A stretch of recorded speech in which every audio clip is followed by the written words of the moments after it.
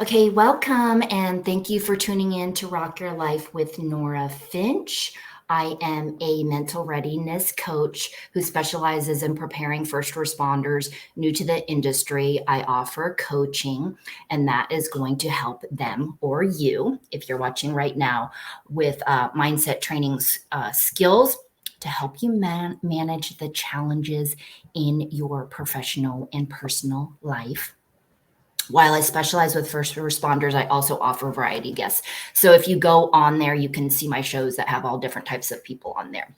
So I'm glad to meet you here again, or if you are new, and I hope you enjoy this show like all my other shows that is inspired by my 20 plus years in holistic wellness and my background in self-defense training. And here, before I go into my intro, this is Danson. I like Hi, Nora. calling you that. Danson from Canada, who is freezing his ass off like me. No, And I have a heater here, so I'm oh, good. you're all set up. I got my sweater on, I and yeah, have. this is normal for us in Canada. This is all good. Oh, We're all good. prepared for it. I forget where my stepmom lives. I don't know if it's Saint Adele or Quebec. Where are you? I'm in Alberta, so Okay. I'm out west. Okay. I haven't been up there yet. But I don't know, maybe I'll go one day because I keep hearing and meeting a lot. Actually, first responders specifically. I don't know if Canada is like, I don't know, supposed to be like another evolving, like first responders sort of, I don't know, thing for me. Well, it's a fun place to visit, Mm-hmm. winter or summer. If you can get to the Mm-hmm. Rocky Mountains, it's beautiful. Mm-hmm. It's really nice. Okay. Maybe I'll come there. Yeah, I haven't seen her since I was 19. Yeah. So it's been like 30 some years. My stepmom, I get. Okay. So my intro, for those of you again who haven't listened to me before, I go through this process with my guests to help create the intro, which is basically why I picked them because I'm very picky. Okay. So yes, I believe that the arts are not only an expression of ourselves, but it is also a form of therapy. So yes, like my guest Dan, we share this in common. So, for those of you who don't know much about me, my form of therapy was my writing from the age of 12, feeling abandoned by my narcissistic mom, to my dad calling me stupid all the time, and not feeling white enough, and my body not ideally beautiful enough for the popular culture. And I dressed differently and all that sort of stuff. So, my outlet was basically writing and listening to my punk rock music, which people laugh about that because I think a lot of people don't always listen to lyrics, but it really like helped strengthen to me. So those two shows with Ian MacKay and Henry Rollins, those are some of the people that are my influences. So of course, when I came upon Dan's your artwork on Facebook, of course, I was intrigued. And it confirmed a lot of first responder stories to me about hearing about the stresses, but also about the toxicity in the culture, which is actually nothing new to me. I just didn't know it was as prevalent or as bad or all of that sort of stuff. And then when I also started learning about narcissism and that as a personality disorder and just learning about them, you know, how much they exist in first responder culture. Mm-hmm. And California is also another just thing to go off on talking about that. But the art, so that confirmed all of that to me, but also confirmed why I feel like coaching is needed. So the art and its detail and message of your personal struggles of the dark and light, the facing of the judgment, the repressing of oneself, the sharing of your truth, like those are all the things like I resonate, you know, with. So of course, that's why I wanted to have you on. And yes, your acts of courage to come forward, whatever, you know, you're sharing, and especially regarding a climate and toxic culture that necessarily isn't out there in the mainstream. And maybe people don't want to, people like disclose to the public, but it's no secret to me. Like I said, like I just didn't know it was to that level. And then of course the negative types of hazing, because some of the hazing is fun, apparently, you know what I mean? There's different Well, yeah. types, right? For some people, So it's fun. Yeah. yeah. Or they think, I don't know. I feel like it's almost like, and a lot of other things, right? Cult initiation. Like there's fun stuff you do, and then there's also like the bad. You know what I mean? Funny prank. You Yeah. wouldn't call that hazing. Anyway, okay. So your courage and your tragic optimism. I like Oh, you yeah, use nice. that. You like use that. Your passion to spread mental health awareness in this very unique way is, of course, something that I want to support and pass along. And hopefully, this is going to help others or those new to the industry, just equip them with more skills and know more preparation, you know? And so I also, so those are the reasons that we are doing this show today. So of course, I'm thanking you for, sharing your personal testimony and stuff like that. Maybe it's past the time of being, whether it's embarrassing or whatever it is. I think to me, it's normal, like to just share our personal stories. Cause I've always thought if I know that if I'm going through it, somebody else is, has to be, like, I'm the only one who doesn't like my body. Like with other girls, you know what I Yeah. mean? So empowering. So, with all of that being said,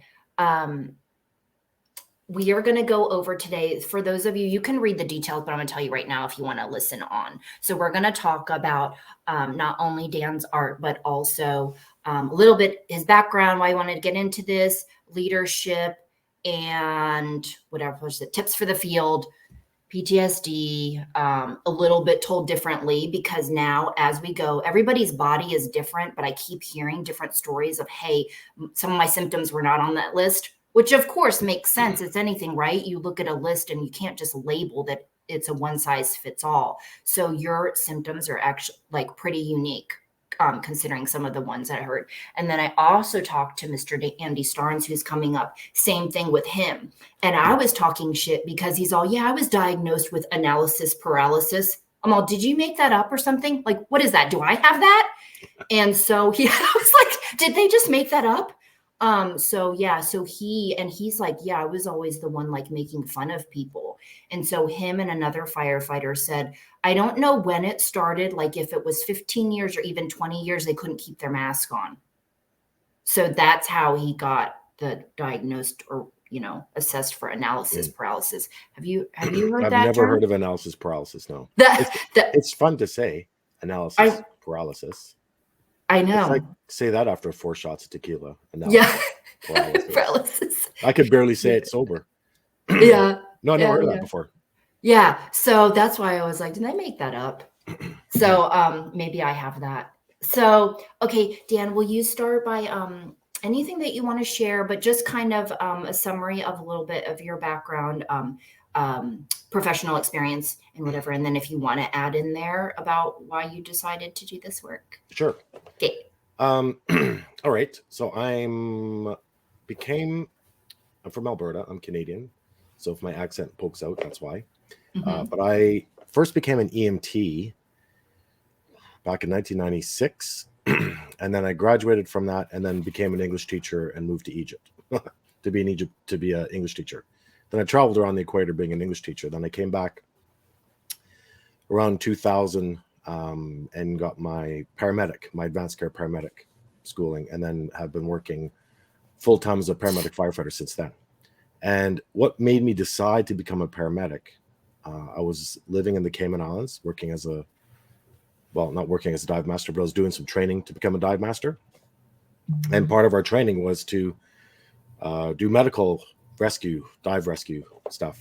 And so that's the first time I learned how to do CPR and to rescue people from the water. And I was driving home from class, and I saw this guy walk across the street and get smoked by this huge dump truck. And I got so excited. I pulled over, I ran over there thinking I'm going to help this guy. I know how to do CPR, but his foot was beside his face and he was all folded in half and he's gurgling blood. And I didn't really know what to do, but I got so excited. That kind of made me think maybe there's something wrong with me enough that I could be a paramedic. So I It's a thought good maybe one. if this is really, if I get really excited about that, then maybe that's what I want to do. And that's actually so that was even before the EMT part. But that's kind of why I decided I thought this might be a good job for me. And it didn't disappoint. It certainly was very exciting and I saw lots of stuff. But 2014, I got diagnosed with PTSD, and that's when I started doing the artwork as a part of my therapy. I didn't really plan on sharing it with people because it was my own process of purging the stuff out of my head. And it just happened to get really well accepted by some of my peers who attached their own experiences to the artwork. And that really encouraged me to continue. So because of 20 years of experiences, I have lots of stuff in my head I need to get out. So I keep continuing to produce the artwork, raise awareness, lower stigma, normalize mental well-being and mental injury for emergency workers is kind of my thing now. So did you just do a piece and then you showed it to somebody one day? I did a piece. It was actually 2 of them, and I didn't share it for a long time because I thought people would not get it. And I didn't really make it for other people. It was my own thing to get out of my head. So it was, yeah. And the very first one, it's called Trauma Code 1 and 2. If you go to my website, you can see it. So it's the paramedic doing CPR and the other paramedics working the monitor, and then the spirit of this patient's lifting off the stretcher. Then the second picture, the guy's dead, and the paramedic has gloved hands on his head, and he's kind of kneeling down, which is disgusting to put your gloved hands on your head. And then the spirit of the patient sitting in the airway seat, looking at the paramedic. So it was weird. It's a weird picture, but it's personal to me. So I didn't, I didn't make it for, shock value or what other people are going to think. It's just, there's a personal story to that call and that image. So I never really shared it for a long time. So is that one, I mean, your pictures that have the spirits and stuff, you don't see anything. That's just what you think. I feel going stuff. on. I don't see ghosts, but I feel energy. I think a lot of paramedics or people that work in emergency life and death fringe, right? That's their workplace. I think a lot of us feel an energy shift or an energy change when people are born or they die. Right. I feel something, but that's not why I put the spirits in. The spirits are for me, I'm trying to process how I feel about that call that I did. Right, most of it is about the family members around the patients or the relationship with the patients and the family members as they're dying. So when I put the spirits in, I'm kind of trying to represent how I feel or how I interpreted that experience, and I recreate that using the spirits as how I felt about that experience of what was going on with the patient and their family, or the patient and themselves of coming to that realization that they're dying or that they're dead. Well, another part that makes you though like really creative in the detail of what you're doing, like some of the ones that have multiple spirits, like the expression on each person's face is different. See, I'm just like looking at everything, attention to detail, where somebody's like just blown away by just like whatever. It's like I'm like, oh, that over there and that, and like there's so many things to look at. Like you really have to have, to be creative about that. Yeah, there is a lot of detail in them because as I'm recreating those pictures, I remember those scenes very vividly, and a lot of my peers, other paramedics, and emergency workers, they'll look at my artwork and they'll look for mistakes. Like they'll look for the wrong color IV catheter. If they're going to go with the AC, it has to be a big IV. You're not going to put a small 20 gauge or 22 gauge in the AC, and that's a specific color. So people will look. You're not going to have a yellow IV catheter there. And if they see that, they'll be like, "Yeah, bullshit, Dan." So are they doing? Sure it's red or green, which is a 20 or 16 gauge, or an 18 gauge. That's hilarious. It's like they're checking for accuracy. Like, who cares about the picture? Like, oh, they totally are. Yeah, but it is accurate. So I think that's why I get a lot of buy-in from my peers that they look at it and they're like, "Yeah, this is legit." Because I've been there. I'm not just an artist doing emergency services artwork. I'm right. a paramedic that's processing the shit I see. Good. Is what it is. Okay, so what we're why don't we just talk about, because we're already talking about this now, because it doesn't matter the order, but because I think people really are intrigued by the stories around, because now we get to really ask you if somebody was just like, I wonder if they were thinking that, or what were they thinking, or whatever it is. I don't know necessarily that I have a favorite, because it's funny to say a favorite, but I guess when you talk about this kind of stuff, there's a couple of ones, but I like and then I want to ask you yours. I like the devil. I just saw this one. Is the devil pulling you, or are you pulling the devil? Oh yeah. That one. Anything with the angels, and then also the devil putting his hand over the firefighter's mouth. Yeah, I have that. That's a tattoo right here. Uh-huh. So my tattoos, this is trauma. Yes. And I have that tattoo here. And then this is recovery. And they join up on my. Can I see that? Yeah. Can I see the one on the upper, or is your sleeve away? Yeah, no, it'll be too hard to show, but it's that picture. That exact? Is that exact. So yeah, and that's showing that's about stigma. So that's the demon being trauma in my artwork. And yeah, and he's covering the mouth of that firefighter saying, don't say anything. Keep it quiet because people are gonna make fun of you, or that's kind of the purpose. I've done a couple versions of that. I did a male and a female version of that picture. I like that. Yeah, there's a lot of good ones and stuff that I just hadn't seen before. What would you say that's your favorite since you got it tattooed on you? What's your favorite one? No, my favorite one is called The Demon Eats the Ambulance Driver. It's really messed up. It's really dark. How do I find it? Because I'm on here right now. If you go, are you on my Dance on Photos website? Yeah, if you go to galleries, and then I'm on there too. So if you go to galleries and EMS. I'm there. And it is, I don't know if we even have it on here because it's pretty. Yeah, so it is image 61 of 160 in that gallery. Are they? And it's called Demon Eats the Ambulance Driver. And it's literally a giant demon chewing the head off of a paramedic. Oh my gosh. Okay, I got to see that. Well, if I can't find it right now, then I will. Because are the numbers they're not on the picture? They are if you're on a desktop computer. You can also just search if you search gallery, it's about halfway through the gallery. It's the 61st picture in that gallery. Okay, I'll look at it when we're done. Okay, so that one's your favorite, you said? Yeah, that one's my favorite because it's the most accurate.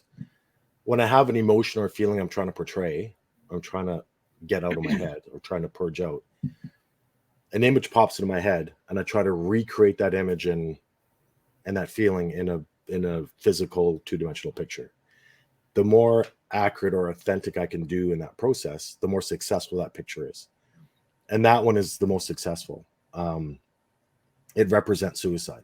So it represents the act of suicide, where this paramedic is, and I call it ambulance driver, and we don't like being called ambulance driver, but I titled that on purpose because this ambulance driver isn't a paramedic anymore. His arms are down. He's not defending himself. He's not fighting off this demon as he's chewing off his head. He's literally being consumed by his trauma. And it's, it represents the act of suicide. Represents the moment of succumbing to your mental injury is what that is. So yes, pretty powerful picture, but it's pretty dark. Okay. And actually I can handle it. The demon looks a little bit like Eddie from Iron Maiden. And actually got the idea, Francisco de Goya, a Spanish artist, one of my favorite artists, did a black series of paintings in the house when he was going crazy. And he has a picture called Saturn Devours His Son. And it's this giant demon eating his son. And that's kind of where I just really connected with that in some ways. We kind of got inspiration on that picture from him. Okay, I'll have to write that down later because about that artist, and I'll look that up. When you talk to your peers or other people, because you've traveled around all over, like how many, like the percentage or the majority, like feel like this? Like have they told you, like in their career, like? Yeah, I don't believe that, if you're in emergency services, you're going to want to kill yourself. That's not, of course. That's not true. No, but these types of struggle, like this type of pressure and weight. Yeah, and I wouldn't. Some people say, yeah, if you're in that, you're gonna get PTSD or you're gonna be exposed to stressors. And I don't believe that either. I don't believe. It really depends on the individual, on the experiences that you have, what you bring into the profession prior to becoming paramedic, firefighter, police officer, nurse, corrections, dispatcher, whatever. So I think it is really individual. But when I travel, I would say, I'll say probably half of the people that I talk to will open up to me and express some emotional events that they've had. And often I use that experience that they have to create artwork for them. But that's only like I'm there for a few hours. That's it. And I think a lot of people that don't really want to talk to me or get upset or get viscerally opposed to my artwork, I think what's happening there is that they're being forced to maybe look at stuff that they've been trying to. This is what my psychologist told me. Right. Is that The they're triggering. they're trying to avoid. They're trying to be toxically. So yeah, tragically optimistic is what I am, versus being toxic optimism. So they're just trying to sweep everything under the rug all the time. So if they look at my artwork and it's kind of forcing them to maybe see what's they're trying to keep buried, and that pisses them off sometimes, which is totally fine. But sometimes people, after they do that, I guess you have to have a sense of awareness. Sometimes when they have time to sit on it, like they would come back and be like, oh, like, why am I getting mad? Like, that's what I was going to say, right? It triggers you. I think I could trigger some stuff in people too. And like, it just makes you look at yourself, but then you come around. Do you think some of those people that I hope so, but it's definitely more about them, and it's them, not me, right? It's less about the artwork and more about the experiences that they're having, and I hope my artwork encourages people to, at least get assessed to see how they're doing, if they are having emotions of, high anxiety, depression, anger, that is uncharacteristic to the normal character, then I hope that encourages them to get assessed or get a mental health checkup from somebody. We should be doing that every couple of years at our doctors anyways for a physical checkup. So why not go get a mental health checkup? Yeah, I think that should be though more often. It's almost like a mandatory thing we've talked about. Okay, well, what's an example? I'm just curious. What's an example of something that they would say that like they get angry about? Like, why are you sharing that, or why are what?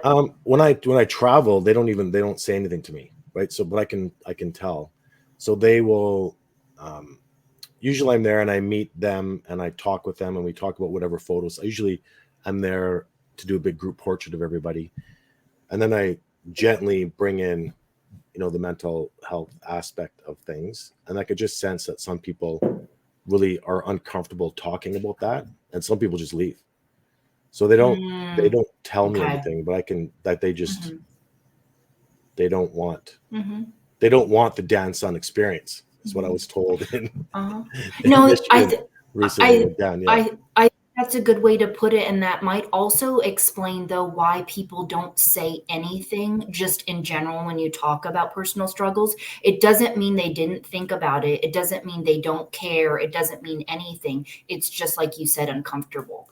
Yeah, and I do get emails from people that don't like my artwork. Like they'll say like, why are you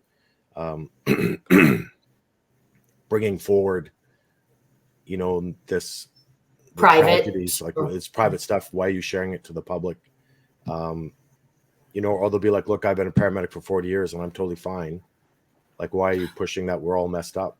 Right. So and I'll answer them. I'm like, hey, I'm not saying that everyone's messed up. And this is my own process. Like if you don't like my artwork, don't follow me. Right. Don't. Yeah. Like or don't. It's not, I'm not trying to push it on anybody. I have my social media page. I have my website. I create the artwork for myself. If you don't like it or don't connect with it, then don't follow me. And I don't make the artwork for other people. It's all personal to me. So I think when you put yourself on a platform, any of us, if you're going to speak up, if you're going to do anything, like be almost prepared. Yeah. And I am. Yeah. And that's totally fine. Like I'm happy that they actually email me and contact me for that, because then I'm just interacting with my peers more, which I find a lot of value in. So that's totally fine. It's great. I mean, I tell them, look, it's not. I'm not this job sucks, you're going to get PTSD and want to kill yourself. I'm a strong advocate of emergency services careers. And I encourage anyone to go into it because it's a wonderfully rewarding profession. As long as you're aware of what some of the potential traumas you might be facing, have some type of mechanisms to, to deal with those kind of things, then you'll be fine, I think. I think it just comes with it's not for everybody. So these are just kind of like knowing what you're getting involved with. You can't necessarily predict, but also once you get started and putting deadlines, I really do kind of agree though with that. Like my client who used to work at Folsom Prison, like she is a psychologist, but because she developed, I think I told you, Epstein-Barr like 10 or 15 years in, and she did love it. But she recommended, because there's other areas you can switch other departments or do other things. Like, I don't think that there's anything wrong. Like, I mean, in any career you pick, it doesn't, a job, like you can switch. Like, I never thought about it like that. I think I would get bored with certain things too. So I think just knowing you can do that, it's not like you're locked in forever. And some depending on where you work, there's a lot more room for lateral movement or advancement in other departments. Larger departments, there's usually more opportunities for that than some of the smaller departments where they don't. You may not have a lot of opportunities to move laterally or even be promoted. So it really depends on where you work, I think. Yes. Okay. So as far as the artwork, what about, I do like talking about the stories behind it. What about, what's another, before we move on, what's another one that either was popular with other people, like got a lot of comment, like whether they liked it, or what's another one of them? Another one is Torn. So Torn is a picture I did in Las Vegas, and it's this flight medic who is an actual flight medic, and he's on his knees, and one arm's being pulled by a devil, by a demon, and his other arm is being pulled by his peers, by firefighter, paramedic, and nurse. Yeah, that one. I think that's the one I told you. Yeah, right. So a lot of people really connect to that one. And if you look at that one, the paramedic in the middle is very indifferent. He's got no expression on his face because he's exhausted, and he doesn't really care which way he goes, whether or not he's going to go to suicide, which is where the devil is, or if he's going to recover, which is where his peers are. But the idea of that picture, and people will interpret it in different ways, is that sometimes we lose the capacity to help ourselves. We realize how much trouble we're in. That's what happened to me. And as peers, if we are a true brotherhood and sisterhood, then we really need to watch out for each other and help each other. And I see it all the time. I see other emergency workers that are really passionate about helping their peers. And so that picture is quite popular, and people interpret it in different ways.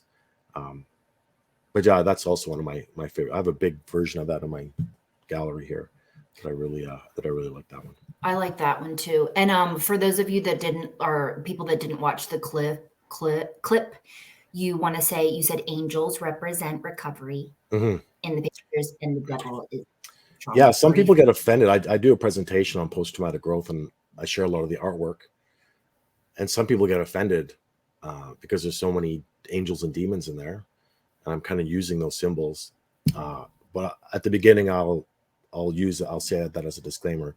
Actually, I share the art piece that I did for my tattoos, where it's this angel on this arm, and she's got a rope and it's tied around this devil's neck, and he's trying to get out. And so I use that. I explain that in the artwork, angels represent recovery, whatever that recovery is, and then demons represent trauma or PTSD or the badness that happens. And that's just an easier way for me to represent that in the artwork that I create. So let me ask you this. Okay, that's beautiful. That's why I cried. What you express and the depth and the everything in the pictures, like to imagine even coming out of recovery, like thinking those types of thoughts, like did you, I don't know, EMDR, whatever or art therapy, like, was it really gradual where you started to, I don't know to say release those feelings, or it's not like those feelings go away. Because then your whole career is just filled with this. Yeah, it just keeps getting filled up again, or just more stuff keeps coming in. For me, how I describe it when I create the artwork is the images or the experiences. I didn't really have flashbacks. I just had feelings and emotions on the calls that I've done. And I describe them as these organic monsters that invade my consciousness uninvited. So I'll just be relaxed, and then all of a sudden this weird emotion or image pops in my head, or I'll be trying to sleep and all of a sudden all these weird, horrible things just pop into my other images or emotions pop into my head. It's just like it feels like I'm being invaded that way. So when I create the artwork based on that concept, I purge that emotion and I trap it into that two-dimensional picture. And when I create the artwork, I'm trying to recreate how I felt. And what's happening is I'm purging those memories out. And when I'm done, I don't have those emotions anymore. Those things don't pop into my head. So a form of healing. It's healing. That's an example. Yeah. That's what I was trying to describe to people. Like if I had known, again, seeing the other side, you don't respond the same way. Respond, react. I don't know what word to use. The same. So whatever my mom, dad, whoever it was, say I cried or whatever it was before, I don't cry anymore. I don't keep attaching to the memory or whatever that it is differently. So I think that's if people want to continue to have thoughts like that, then they're just find no outlet. They're just gonna Well, it's hard. It's hard to find what that outlet is. It's really difficult. And there's there's like accelerated resolution therapy. That's a way of detaching the emotion from the memory. So you can have that memory, but the emotion isn't there anymore. And that's what I have. So I still have the memories of the calls I've been on, but the emotion isn't there, because essentially I'm processing those emotions and putting them into that two-dimensional picture. Reconsolidation of traumatic memories. That's another therapy model that changes the memory from the emotion. So yeah, there's a lot of treatments that are out there that can help people that have that memory and that visceral emotional attachment to it. And that's the part I love sharing too, as being an alternative practitioner, because there's so many things outside of talk therapy. Some people don't know how to talk, don't want to talk. That doesn't really work for them. That's why that's going back to the roots of nature, like going in and finding like the healing. What I'm trying to say is that there's all these therapies out there. A lot of people don't know, because the go-to, like in Canadian culture, I don't know if it's the drugs, alcohol, other addictions. Those are just the go-tos, to mask and escape. You don't really know about maple syrup and Nora. That's what we do up here. We just drink maple syrup all the time. Nuh-uh. No. We do have maple syrup flavored rye whiskey, which is really good. Anyways, another thing too that's good, because I was going to say I want to do a tally of how many first responders I can get to smile, and I'm the same way. Like I need to smile more too. Like I've been told my whole life, but it's good to see you doing that, because you can also be unconscious of that. Like if they were to be like asking themselves, the first responder, like, do I smile? Like smiling is a good thing. Like, yeah, but you need a reason to smile though. You just can't smile. Right. Right. But for everything you've been through and a lot of other people, that's why it's always good to share testimony, because we don't always see like the happiness, I guess, that could come as a result after healing. Do you know what I mean? Tragically optimistic, right? So I'm still optimistic. But it's not like, I'm a paramedic for 20 years, firefighter. I got PTSD. I wanted to kill myself. My life sucks. Thanks for listening to my story. I'm not like that. I'm not like that. I was like that, and that's really sad. And I think there's a lot of people that are like that are in that position where, their life sucks because they don't feel joy anymore. They're depressed. They have high anxiety. They wake up and they're just felt like they're being squished. And that's their existence. So it's horrible. So it's hard to smile when you feel like that all the time, 24 hours, even probably worse at nighttime. So yeah, they need help. You need help to Mm-hmm. recognize, acknowledge what's happening, Mm-hmm. recognize the tragedies. This is what I do. I recognize the tragedies that I've experienced, but I'm overall optimistic. I don't know if I've I told you think about this. My sister said when I was kind of in the middle of my trauma stuff and actually was able to get therapy. She goes, "Well, Daniel, when one door closes, another one opens." I'm like, "Yeah, Carrie, everyone knows that." But then she says, "But no one tells you that the hallway is on fire between those two doors." And I'm like, "Yeah, you're totally right." I did an art piece about that, about the burning hallway, where you feel like you're in this burning hallway and you can't see that door. Like you can't see a way out, or the way out is suicide. So you can either have a door that says exit therapy or a door that says exit suicide. But it's horrible to stay in that burning hallway. It sucks. You can't stay there forever. Of course. I think that's also why it's important. I think this is, again, a cultural change to expanding your circle of people.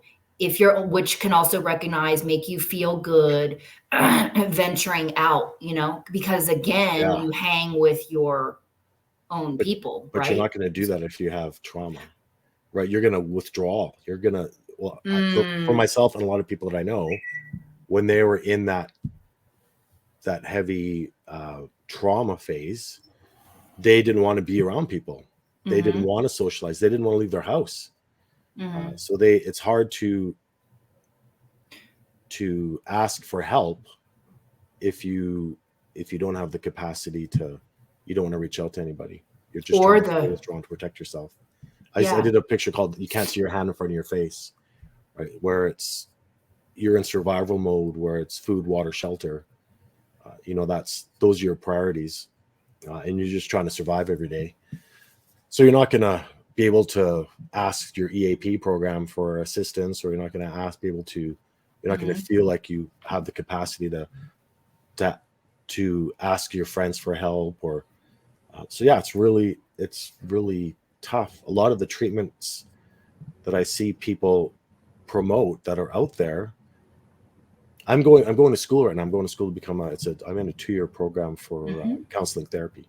Mhm. And a lot of the stuff we're talking about is assuming that our clients have a healthy mindset already, right? Where a lot of the onus is put on them to help themselves to their recovery, which I understand the helpful part of that. But what if they don't have the mental capacity to do that, where they do need help? Like someone needs to go in there and actually, I'm gonna fix you. I'm gonna go in. Here's a pill. Take this. You'll be okay. Um, Versus, okay, well, you have to fix yourself. And I see that a lot in post-traumatic recovery programs where, okay, well, you need to fix yourself. Here's some programs you can do. These are the things you have to do. And it's putting the onus on someone to fix themselves who already is impaired with trauma.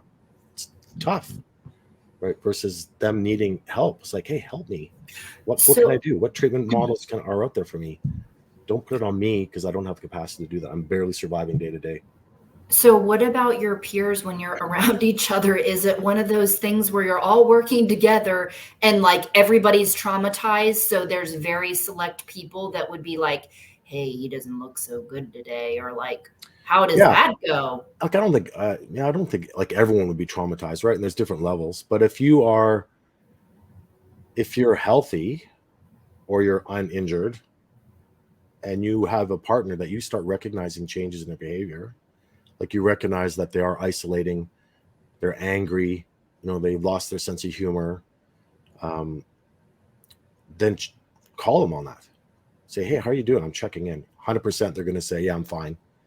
And then say, well, hey, this is why I'm asking, because you seem to be more angry. You seem to be you don't seem your normal happy self. I've really noticed like what's going on, right? And if you're a partner working on an ambulance together, where you spend countless hours together, um, then yeah, I think that should be done as a peer that's in the place to do that. That's kind of reaching in and helping somebody get better. I think that we need to do that. So can you share, this is a good time then to talk about in yours, I don't know if you said it was 7 or 9 years in, what were some of your symptoms? Can you share with that maybe were not on the list or? Well, the funny thing is my symptoms were on the list, but I thought that PTSD, I know that's disorder. We don't like the disorder word, but DSM-5 still calls it that. But I always thought how it worked was you're normal. Then you have that one call that messes you up, where you have that one call and then you're impaired. And because of that one call, you now have PTSD. And I believe that's still necessary A for lot of proper people. diagnosis. However, my psychologist recognized that I developed those symptoms over a long career of many stressing Right. calls. So for me, these symptoms snuck up on me, not realizing, hey, after that call, I'm different after that call, because it was very gradual. So anxiety, depression, anger, problem sleeping, isolation, um, anxiety, and then eventually thoughts of suicide, because I thought my brain chemistry was changing. So what I would think was, okay, I just don't want to feel anything anymore. I don't want to die, but I don't want to leave my family, but I just can't handle this constant pressure on me all the time. I don't want to feel anything anymore. I just want to be at peace. So I'm going to kill myself and then I'll be okay, is what my thought Right. process was. Mm-hmm. Right. But my brain chemistry was messed up. So I didn't realize, well, no, if you kill yourself, yeah, those feelings will go away, but so will everything. And again, I'm not saying that's what it's like for everybody, but Yeah. that's what I experienced Mm-hmm. through my trauma, and those were my symptoms. Um, yeah, it's really weird, right? So I needed help. I need someone to help me because But I didn't have the capacity to help myself. there were other things though that you said that were unusual. Your I don't know, well, your emotional eating. Yeah. So for me, like I'm not, yeah, addictions and substance abuse. So a lot of people, drugs, alcohol, but for me, it was sugar or food. So for me, that was one thing that made me feel a little bit better, was having, a hit of sugar. And then I gained a ton of weight because of that, which made it difficult to work as a paramedic firefighter. Um, yeah. So that was my go-to for that, something that a break in the constant barrage of negative emotions was a little bit of sugar. But then I Mm-hmm. would eat and then I would feel worse because I ate. So yeah, it's a vicious circle. So did you know when you were feeling like that, like the suicidal stuff, where you were able to recognize it or No, somebody else? no. So what happened to me was at our fire department, there was a psychologist that came for the whole city, which is very forward thinking. Now looking back on it in 2014, for the city that I worked at to do this, they hired a psychologist to come in and talk to everybody in the city, not just emergency services, about post-traumatic stress disorder. So as he's going through his lecture and he's coming doing all these signs and symptoms, I really recognized a lot of those symptoms in myself. Went back to the fire hall after the lecture and I asked the guys I was working with, I'm like, hey, do you guys relate to any of that stuff? And they says, no, not at all. I'm like, yeah, no, me neither. But I totally did. I totally did. So the next week I phoned to get assessed and I was diagnosed with PTSD. So I had PTSD. I didn't even know it. I didn't know that the symptoms I was having was because I was injured. I was mentally injured from the work that I was doing. And I didn't recognize it. I didn't know. And that was like 7 or 9 years That was in to the. 2004.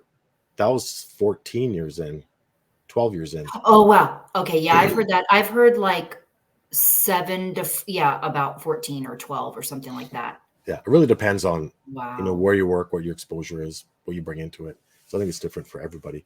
You could be a paramedic for a week and go to a burning baby call, and then that's it. Then you Mhm. have it, right? So I Mhm. think it's hard to generalize, when you're going to get it, and not everyone doesn't get it. It really Yeah. is individual, right? Yeah, yeah. Oh, I know what I was gonna segue into, where does it come into play? We were talking about core challenges, remember? What and you actually said something interesting when you said you had to change your core beliefs. Yeah. How did that come into play, you think, with you think that's like the beginnings of trauma, like, into your career? Like how does that come into play? Well, I did cognitive processing therapy, which is like cognitive behavioral therapy, but it's more focused on trauma. So one thing that we really focused on was my core beliefs and how they were messed up. Right. So things happened to me that I felt shouldn't be happening. Right. And I had a hard time understanding why those things were happening. So a big part of my therapy was readjusting my core beliefs, um, and staying true to the beliefs that I wasn't going to change, and instead change my environment so that I can still stay true to those core beliefs that I have. But yeah, I learned a lot in my therapy about what that actually meant, and then how, we all have our core belief systems, and when they're challenged or altered, then that could really mess us up, really. So is this going back to, say, for instance, you go to some gnarly call, like whatever it is that goes against your beliefs, because you mentioned about adults raping kids. I don't know if there was like another, it's not something you saw, but let's just say it was something like, again, challenging that area. Is that when you think it kind of twists? Yeah. Or do you just, Yeah, it's difficult to like the things you see as a police officer, paramedic, firefighter, emergency nurse, or things you hear as a dispatcher, or the things you see as a corrections officer. Yeah, they're messed up messed up according to your core beliefs.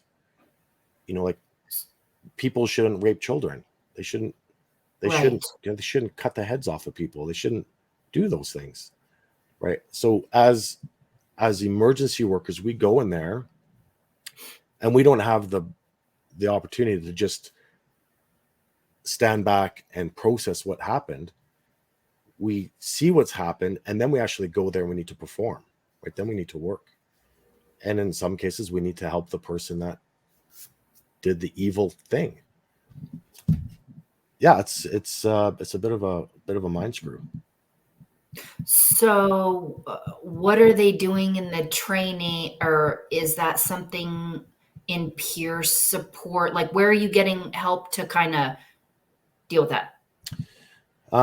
For your core belief systems, you need to first identify what they are. This is what I did. I'm not telling anyone to do anything, but what I had to do is I need to first identify what my core beliefs were, um, and recognize how they were challenged, and then recognize my reaction to how I responded to my core beliefs being challenged. And then I had a choice. Do I keep exposing myself to where my core beliefs are going to be challenged? Uh, being, am I getting upset over that isn't going to change the situation.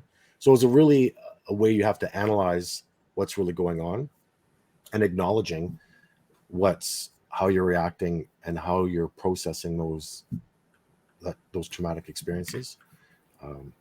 But And this then isn't therapy. identifying them, defining them.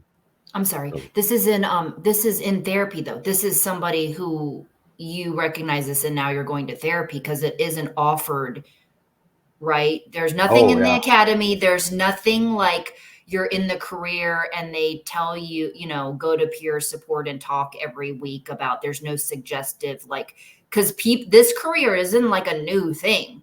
Like, this has been no, going on, right? People over generations, like, experiencing these types of calls and this type of everything.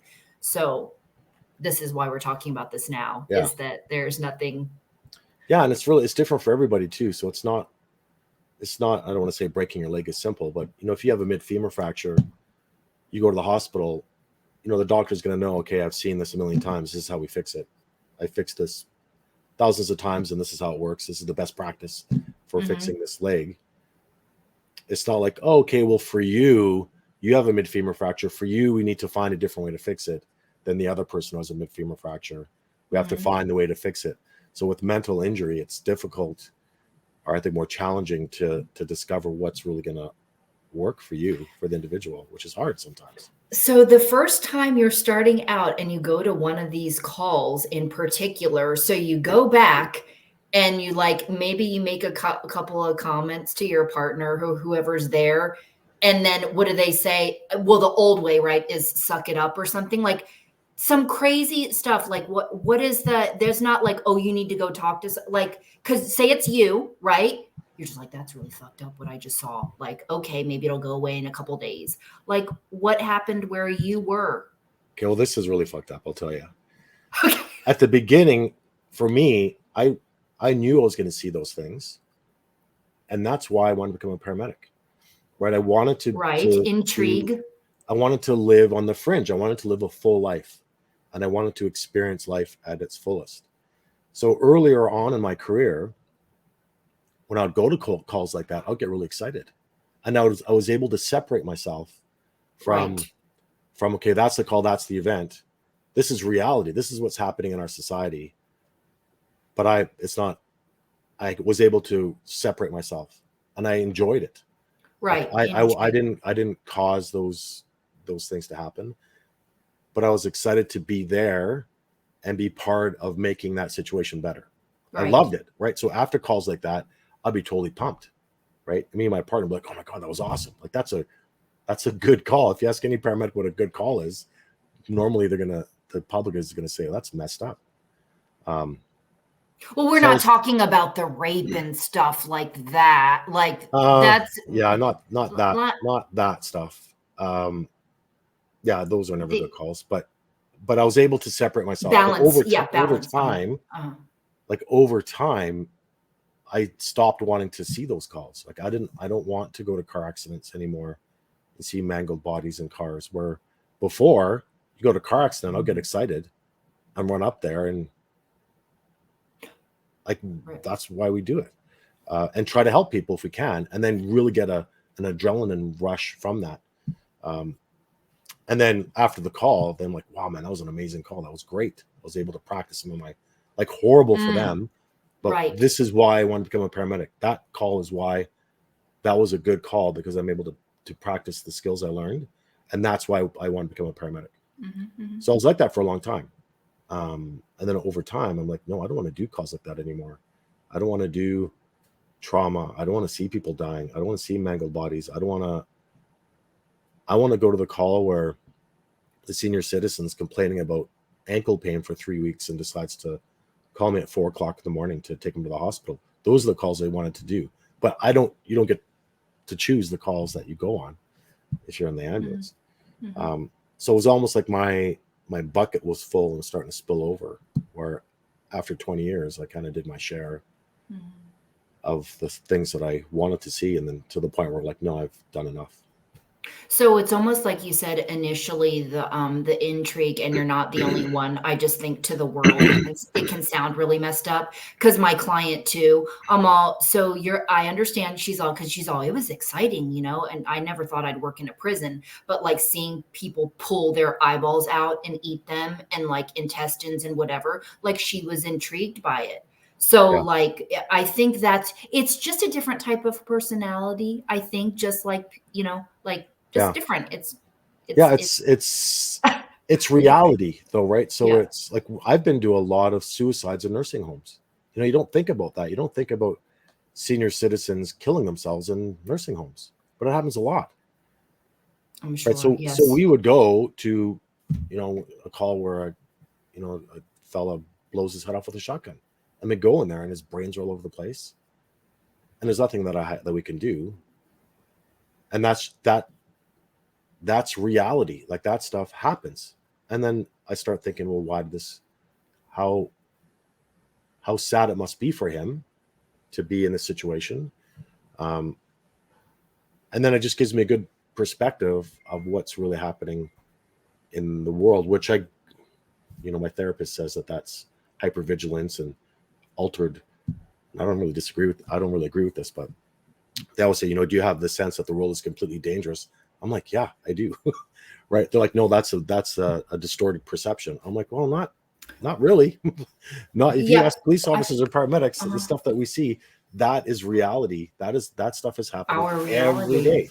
Every day reality. people getting murdered, every day people Mhm. getting raped, every day people horrible things are happening to people every day. Tomorrow, people are doing their Throw it normal away. day today and they are having their normal day. Tomorrow, they are going to have a horrific end to their life.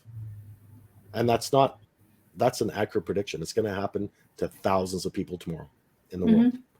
And it's going to happen every single day. And when that kind of stuff happens, emergency workers are going to be there Mhm. to help them or experience that event as well. And that's just the reality.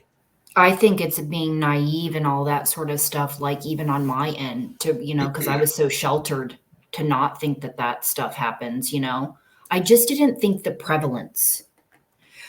Okay, let's move on, Okay. so that because we'll really get it's okay. I'll timestamp it so people can go back. Okay, so let's look, so the most toxic leadership. This is gonna be fun. Yeah. Okay, so I first of all, like I said, this isn't a secret to me to find this out, positions of power and control and all these sorts of things. And so this is why I am trying to help create leaders, different leaders, right? We're saying, let's move along. Let's take what we value and can use from the past, right, and move forward. But we need to let go of certain things that need to change. We no longer, we need to evolve ourselves. And so people can go check out my First to Respond series. It's free. And you can go look more about that. So the deaths, and also helping prevent more suicides and things like that, hopefully to stay here another day. And also this has the media's portrayal has also contributed, I think, to just how people look at first responders or whatever it is we're talking about. Okay, not I know I'm going off of the toxic leadership. So I looked up the definition of this. I didn't go really deep into it because I was like, everybody has a different idea, I think, of what is considered maybe good and bad, or what's how do you define evil and toxic. I like the term poisonous, but I was like, how do you describe that word, and what would you how would you define that word, especially somebody new to the industry, or they're not, right? You want to recognize, like, what makes it toxic? Why is it so bad? But also, that with being said, I think this is the part of having compassion. Some of those people are aware of how they are, some of them are not. And so I think that's going to help also move us forward, right?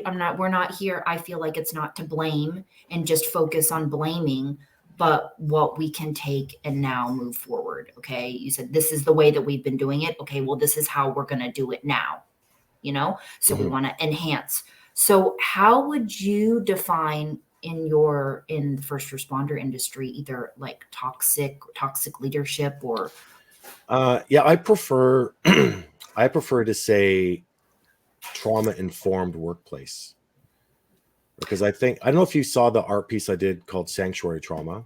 It's think pretty so? hardcore where a firefighter is sitting on the floor with his legs crossed. He has a candle that says PTS on it, post traumatic stress, and he's kind of Mhm. guarding this flame.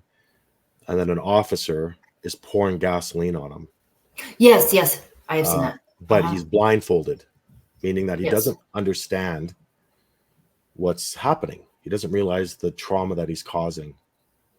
He doesn't understand that um, by doing that to that individual, whatever that could be, is going to be very damaging.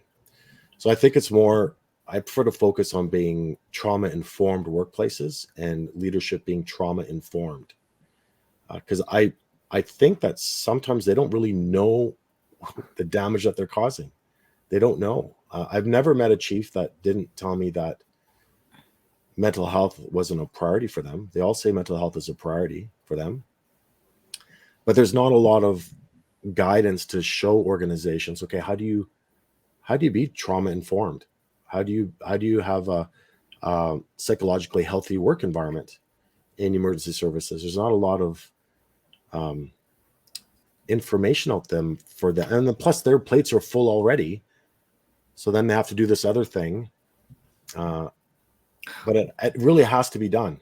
So when I speak at chief conferences, I kind of bring up the statistics of, hey, if you have a toxic workplace or non-trauma informed work environment, and your psychological health environment isn't good, sick time's going to go up, retention's going to go down, harassment and bullying, that alone, the harassment and bullying statistic is going to go up by 50% based on an Ipsos theory survey that they did. Like that alone should be enough reason to put together some type of mental health working group for your place. And there are organizations out there that can help you do that, help organizations do that. And I think that has to be done. Now, what I'm hoping is going to happen is that, and I'm working on this with a group in Michigan, that we have a plan for that. And we're hoping that we can help these organizations develop a trauma-informed work environment, and they can be certified, they can be accredited, they can be a trauma-informed accredited organization. So when that happens, you get a sticker on your ambulance that says we're a trauma-informed organization. And it's right now it's difficult to find paramedics to work anywhere. So if I'm a brand new paramedic and I want to work somewhere, I'm going to work at the place that's trauma-informed accredited, and potentially maybe they might get benefits from insurance, from the government, maybe benefits if they're trauma-informed, because it's going to save money in the long run. So there's a lot of benefits to doing that. So I think they need help. However, I also think that they should be held liable.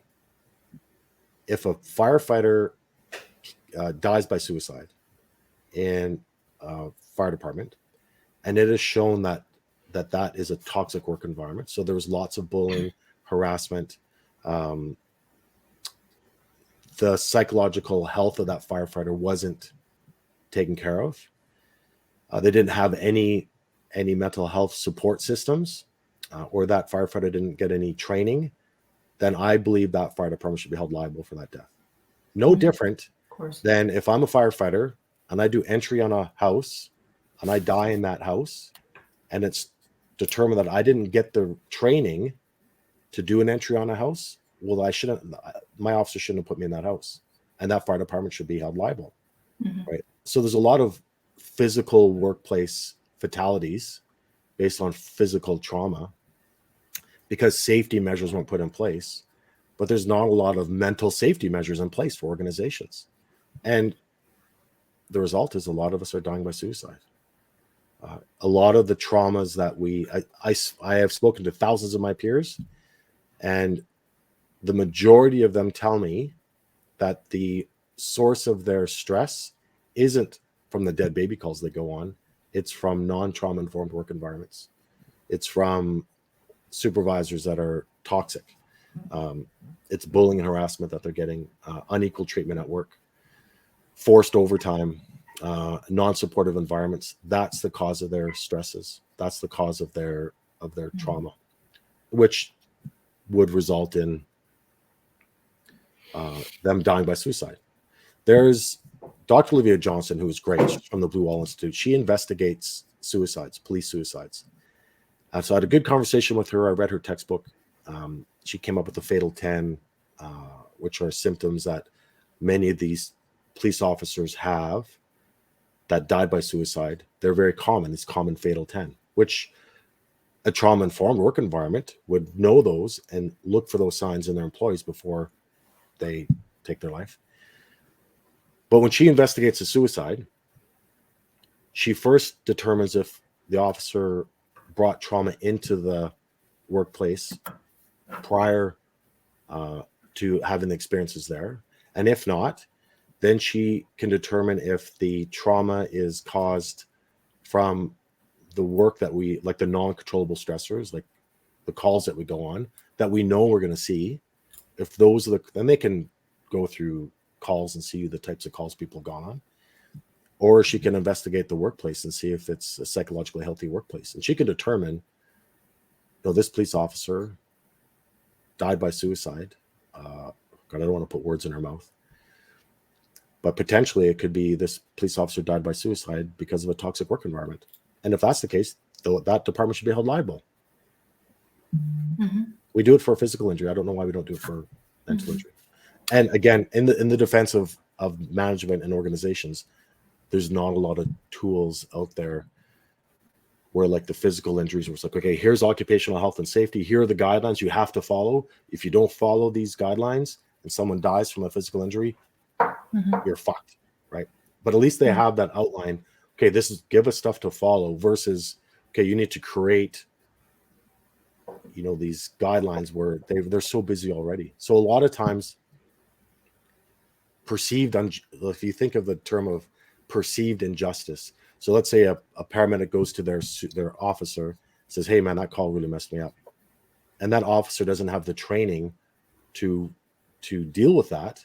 More than likely, they're just going to shut down. It's like, okay, well, get back to work. You know, they're not going to know what to do, right? And then that's going to be a potential sanctuary trauma event for that employee. And then it's just things are going to get out of hand potentially. So I think there really needs to be some type of guidance where these organizations can have, look, here's how you set up your trauma-informed work environment, your psychologically healthy workplace. Follow these guidelines. This is how you take care of the mental health of your employees and your workers. Do that, and then you're doing your part to protect the mental health of your employees. But I really think that needs to be developed, and it has been. But people just don't seem to be latching on for some reason. Takes time. Okay, that was beautiful, but I need to back up. Okay, and I think no, that's okay. So the diarrhea there. That's okay. No. They needed to hear that because you have a plan. A lot of us have plans, right? Takes a village, as I say. Yeah. So I think the mindful firefighter, he's from the UK. He already has something kind of in place like this. He's firefighter too.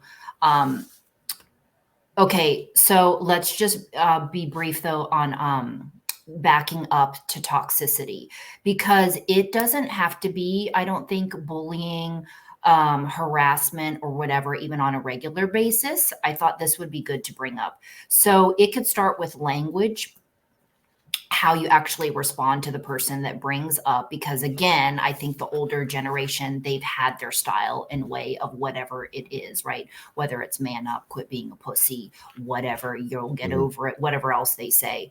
It could be enabling behavior. So if you know, like drinking in moderation, even if we were going to say that, right, and you're enabling people that are being excessive and they show up to work and then you cover it up, or doing other sorts of things like that, I think it's good to be able to recognize, especially as a newcomer, like nobody said drinking is bad and don't ever do it or this and that, but like, and again, getting with your crew and like defining like what is toxic or negative. I think that's really good, because it doesn't have to be bullying or you know, what's considered bullying. You know, it's not every day, or abusive, or people talking like, really, again, I'm going to use the word disgust. But when I hear these sorts of stories like, oh, you're going to play that PTSD card. Like, I'm sorry, what? Like, people talking to each other like that, like it's a pretty serious subject. Yeah, and that's stigma, right? Yeah. So I think the new people recognizing like that kind of stuff and not following the crowd, and not, you know, like the speaking up and knowing the words to speak, but also like watching like around you, like how people talk. I mean, because you could also, I'm not saying the answer is to leave, but like, if you know that's going on in your department, like, do you want to be around that, or what can you do to like, don't participate? Yeah, maybe it's better to leave. That's Maybe, in some cases. maybe, But you're really talking about culture change, right? You're talking about the culture of an environment. Well, yeah, but recognizing what toxic, because if that's the buzzword, like toxic leadership, and also these types of things that are causing, you know, I guess people are standing up now, people are getting fired, people are like going all these these things, but addressing like what toxic leadership is, because somebody might think like, oh, that's not, I don't think that that's being toxic. Yeah. So if you have like for example, if you have a chief that says, you know, if you can hack it, get out. There's the door. If you don't like it, there's a lineup of people coming in that want your job. Leave if you can't hack it. Then that's gonna be the culture of the whole department. right down Mm, from the deputy chiefs all the way down to the coworkers, even down to like the junior firefighters. That's the attitude they're going to have because mhm. now it's accepted, right? So if you are appearing that you have mental health struggles from a call you've been on, which is completely normal, then that's going to be viewed as now they have permission. The chief said, "Suck it up, Buttercup. If you can't handle it, I have the backing of the chief. Then that's what we're going to do," right? Um, versus if you have a chief that's normalizes mental injury and equalizes it with physical injury and has physical injury plan prevention plan and has a mental injury prevention plan and puts it all under the general health of their employees and recognizes that and follows it up with some type of plan and training for officers, then that's going to be the culture of that department. So how does it go? Do you apply when you're looking for a job? Do you apply at like different stations? These are the details I don't know. Like, can you shop around? Depends where you are. And right now, if you're a paramedic, you can work wherever the hell you want. There is a massive paramedic shortage all across Mhm, North America. There's mhm. some places that's so short that organizations are. I was in Michigan last month, and I was at an AMR station, and they actually had a class. So they're training EMTs.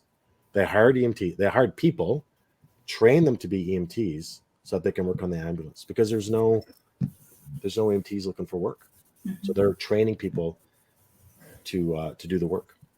So yeah, Okay. you could pretty much have your pick of where you want to, but you won't know if a workplace is toxic or not when you apply for a job, Right, until you get in there. Okay, so unless they are trauma informed accredited and the yeah, organization advertised that. I really like that idea of that. Yeah. So what's your advice?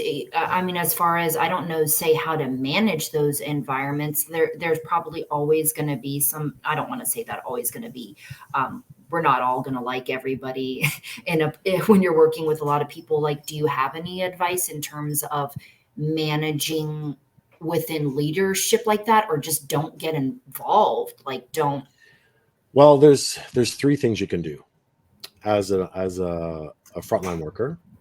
So if you feel that your work environment isn't healthy or if it's toxic, then there's three things you can do. One, you could try to change that environment by making suggestions to the leadership, saying, "Look, here, this is what they're doing here. I did this research. Maybe we can develop that here." You can learn to live in or work in that environment, kind of be like a duck where water just falls off your back. Essentially, that's learning to come into work, do your job, go home. The third choice is to leave. Those are your three options. Pretty Um, much. yeah, right. Those are the three things you can do. I suggest trying to be proactive. Um, Leadership's going to want to have solutions. If you go to leadership and say this place sucks, it's toxic work environment, they're like, again, they've got so much on their plate and they're trying to manage a busy service already. But if you went, "Hey, I think this would really help with the mental health of our workers, can we go with this?" But be prepared that the leadership's going to say, "Yeah, this is your baby. This is, you need to run with this." But then you also have to say, "Okay, I need buy-in from the chief. You need to promote this and have buy-in, otherwise it's not going to work." Hmm. So I think those are the options now, if you do that and you continue to bring suggestions to the leadership and they don't follow any of them, then at least you tried. I think something you shouldn't do is just complain about the work environment and not offer any solutions. And I see Right. that a lot too, right? Where Mhm. people are just they complain, but they don't offer any solutions or try to better their workplace. And that's a horrible place to be. Who wants to live and work in a place like that? So, um, yeah, those are the three options you have. And then Yeah. maybe you might have to leave. And that's if you're a paramedic these days, you can pretty much work wherever the hell you want. So, Yeah, I think there's more options than you think sometimes, just like any kind of relationship. Sometimes you just think like that's just what it is and it's going to be like that everywhere. Or what it's true. Well, there's so many things you can I know, apply to I know, relationships. I know. Romantic. I just find how that was a really quick turn I know. I'm like, yeah, I guess so. Yeah, I always bring guess it so. back. I always bring it back to that because that's one of my favorite subjects. Yeah. No. Relationships. Oh, I mean, yeah, it's all you're working, relationships. Yeah. yeah, when you're working within the world of people and things. Yeah. This again, yes, I know this is another subject that could go on forever. And Mhm. again, I will mention other people creating movements and stuff just out there when they're like, okay, maybe it's not working in my department or whatever is going for me.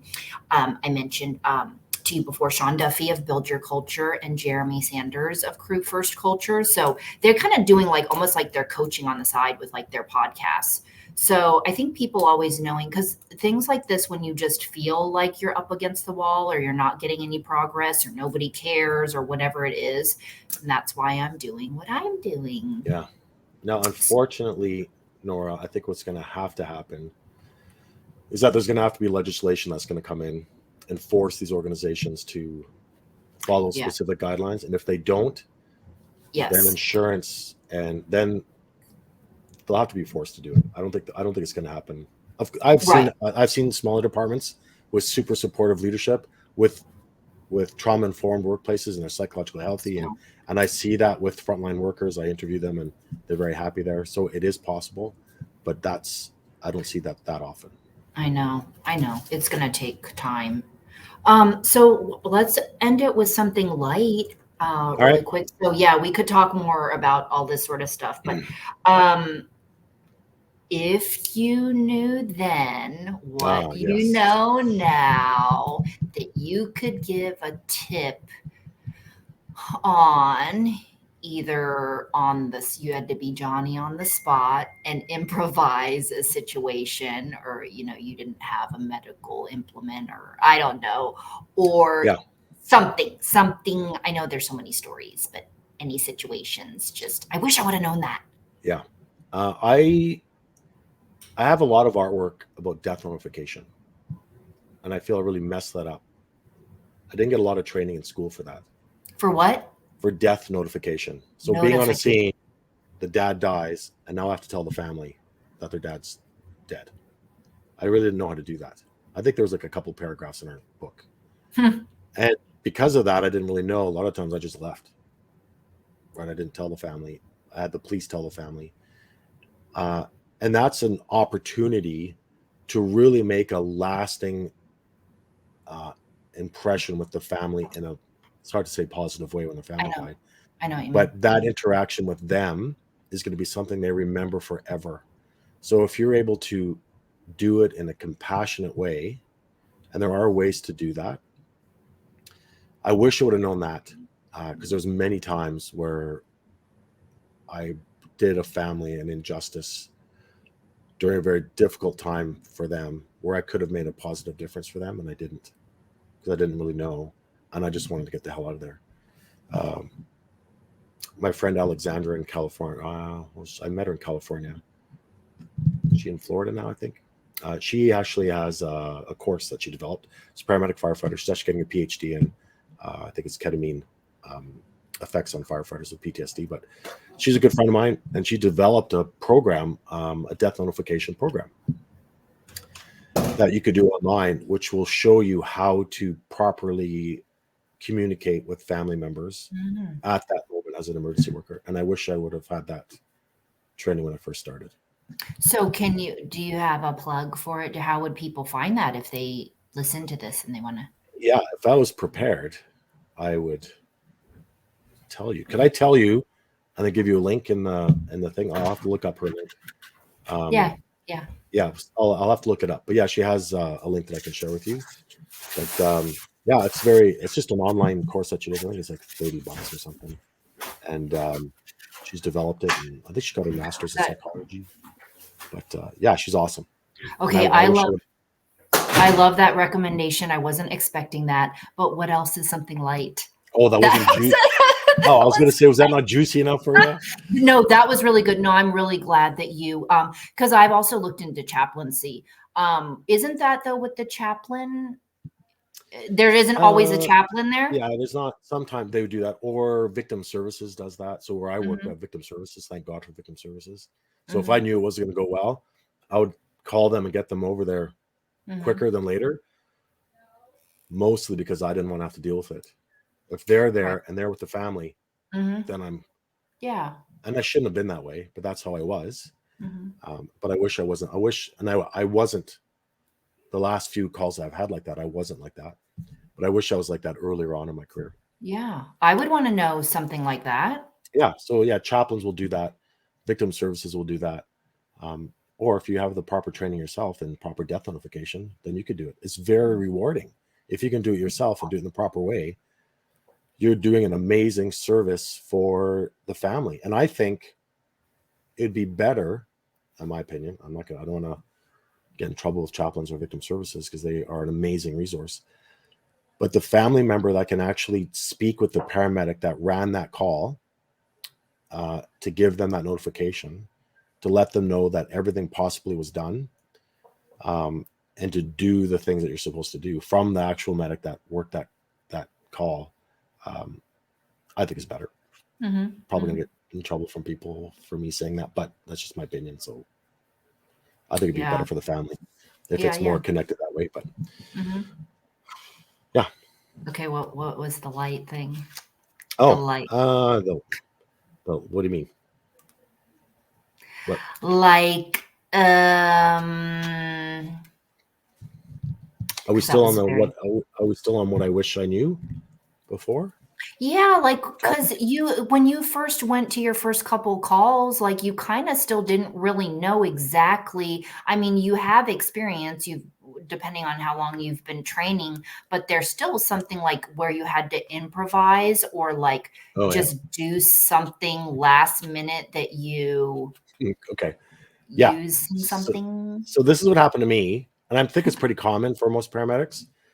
I got accepted into paramedic school, so all of a sudden I'm pretty arrogant because I'm still an EMT, but no, I'm in paramedic Now school, you're yeah, right? yeah. And I used to teach the paramedic program, like even the first day, and just the arrogance in the class were like, "Hey, you guys are still EMTs. Like, don't forget that.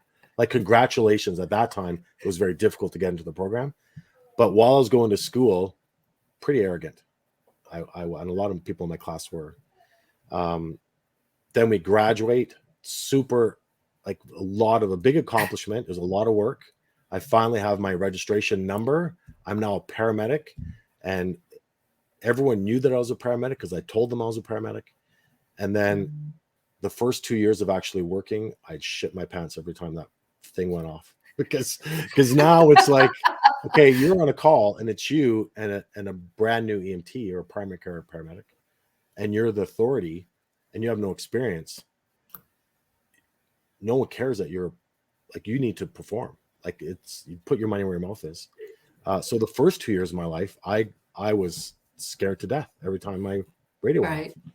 off. So my level of arrogance, I was taught a pretty valuable lesson pretty quick.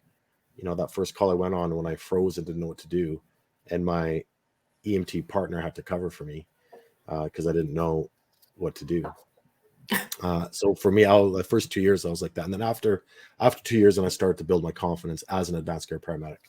Then I started doing more advanced training.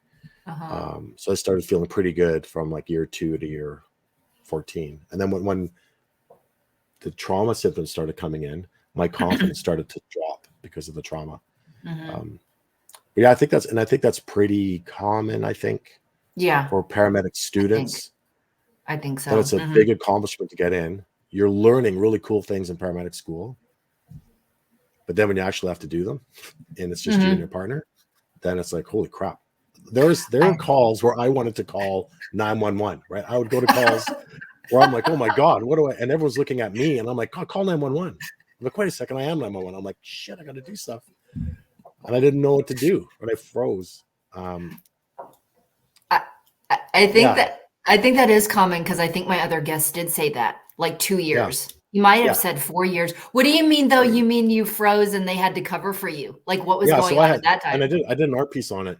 We went to one of the very first calls I did as an advanced care paramedic. So it's me. At that time, we were paramedics and EMTs, and it's still that way in the States, some places. But now where I'm from, we're all paramedics. We're either an advanced care paramedic or primary care paramedic. And I'm a new paramedic. I'm working with an experienced female EMT. And one of the first calls that we went, and now I'm the medical authority. So on the side of the ambulance, it says advanced life support because I'm in that ambulance. And we go to a call where this husband and wife are fighting. She slashes his neck and stabs him in the guts. And we walk in there, there's blood everywhere. And this guy's neck is split open. He's got a knife in his guts. And I'm like, holy shit. Right. Right. And I'm like, call an ambulance. Right. and my partner, God, she didn't even flinch. She went in there. She had the bleeding controlled. She had 2 IVs in even before I realized what was happening and had to come up with a plan. So I did an art piece about that, and I put 2 women in that picture because that was a very humbling experience for me too. And she really taught me who was the boss in our call for quite a while. She taught me a lot. So yeah, that's and then eventually over time, then oddly going to calls where people are stabbed in the guts and slashed in the necks were normal for me, which sometimes got me into trouble too, because I wouldn't react enough. And sometimes I would say, oh, this is nothing. And the family would freak out on me. Like, what do you mean it's nothing? The hands got cut off. I'm like, yeah, you're not going to die, right? And that sometimes came out, and I shouldn't have in certain situations. So I kind of went all the way to the other way and had to dial that back a little bit. But yeah. So one of the many lessons of basically don't let your label or certification give you a big head. And yeah, it's one thing, and you should be very proud to get that certification. It's a lot of work. But no one's going to care when you have a choking baby or you need to help someone whose guts are spilled on the ground. They're not going to care they're going to expect you to save them. Right. Okay, that's the cue since I'm getting the battery low. Hopefully it doesn't run out. So thank you for all of that. Yeah. Thank you. I'm going to do my little close here. Basically, so walkaways, most importantly, is a few things. Look at what you can offer. Look as far as outlets, having an outlet, whatever that is. And sometimes it actually really goes beyond, working out. Go to the gym, take care of yourself, other things like that. But also having looking at the creative arts and expressing yourself in other ways, which we just talked about, painting, writing, whatever, all these different sorts of things it could be. And then also it doesn't have to be as large on this scale and profound, but it can be, because people have so many different things to offer. You could just become a speaker and sharing your experiences, and that's like enough, So don't always be looking for that. It has to be something on a large scale. And I do have to say again, PTSD and other, mental illnesses you can develop as an adult. So don't think that it won't happen to you. You really just need to look at your career, what you're getting involved with, so just again, awareness we're bringing out there, and basically taking a village to affect and want, change. And hopefully, in our lifetime, we are taking the steps to do that, you and I both. And then also I'm bringing up again, coaching, which we didn't get to practice today, but basically somebody would come to me with whatever life challenge. And then I know that I can help steer them and give them customized solutions, and it can be applied. Even though I'm focusing on leadership, that's dealing with a lot of self-worth and different confidence building in those things to know you can achieve, right? And that we can make these changes. So anyway, coaching, people are just some people are still finding out about it, especially first responders. I don't even know that they even know in the past that something could benefit them like that. Because there's been coaching provided to families and things like that going through with first responders, but not really what I'm doing and talking about holistic healing. Okay, so contact me, free consultation for that. I'm throwing that out there again. And lastly, just thank you. Just thank you for sharing the time and everything. I know that you just people sharing personal stories. I don't know. It's natural for me, so I don't mind sharing and being vulnerable. Hey, Nora, can I do a timeout? Yeah. I have to go pee. I have to go pee real bad. Well, we can be done. We can be done. Okay, thank you. Okay. But okay, thank you for listening and checking us out. I can come back. I can come back. How fast can you pee? I'm pretty quick. I'm right upstairs. Give me like 30 seconds. Okay, here you go. I can always talk more. Okay, I'm not even probably going to edit out that part, and I don't even know that I can't. Or actually, maybe I can if I mess around more. But um, yes, I always appreciate the guests that I have on my show that share their personal testimonials, because it does take a certain level of courage to basically, spill your guts. And we didn't even talk about everything that I wanted to today, but we did touch on the very important topics. And we can even do another show if you all are interested on more like in the field types of recommendations, because veterans have a lot to share. And has 20 plus years of experience, and now he's studying to be a therapist. So just wanted to remind you all, yes, I care about the work that you do as a first responder, and I'm here to help you and advance your skills. And yeah, if you just want to set up an appointment just to see even a 15-minute how I can help you, I'm here for you. And my videos are on YouTube's for first responders. And then my website is norafinch.com. And I will help bring you shows that will help you perform at your highest. And I could keep running my mouth more. He's peeing longer than you're peeing longer than I. We can. That was great. You can keep that in there if you want. We're just keeping it real. I know. I'm not going to edit it out. That was perfect. That's keeping it real too. Mm-hmm. And that gave me more time to run my mouth and then put my website in there. And then I think I actually though do think, I mean, even if we just do one more segment again on just from your experience, the more experiences, that you share of being in the career are really going to help, people. So sure. I think we should talk about that again. So you're mostly active on Facebook. Yeah. Okay. They can contact. Oh, and Instagram. Okay. I don't know if I added you on there. Yeah. Any other, final thoughts for, we're recording this people on Veterans Day. I don't think I said that. Maybe they didn't know your artwork covers. I saw military, hospital, dispatching, and, corrections, all of that corrections. Yeah, so police. Is there anything else? You do speakings. They can find it. You don't just, it's not just mostly your art. You're basically, you speak on mental health awareness and what? Yeah. I travel quite a bit. I exhibit my artwork. So I just did a big exhibit in Minneapolis, 14 pieces that were like 10 feet by 8 feet, massive pictures, which is great. I have another one coming up in Halifax in May. I'll be in Pennsylvania in March, Toledo. Where's that? Month. Where's that? Because that's probably not where I grew up. In Pennsylvania? Yeah. I'm going to be in, what's the two cities in Pennsylvania? Philadelphia and Pittsburgh. I'm going to be in Pittsburgh. Oh, yeah. Okay. That was 2 right. Yeah, I'm going to be in Pittsburgh. That's going to be fun. So I'll be in Pittsburgh. I think that one's in March. Toledo next month. Or an event there. Yeah, so I travel quite a bit, exhibit my artwork, and talk on post-traumatic growth. So, okay, so they can contact you and more of your artwork, and I'll put down maybe the different pieces that we talked about: torn, sanctuary trauma, demon eats the ambulance driver. What?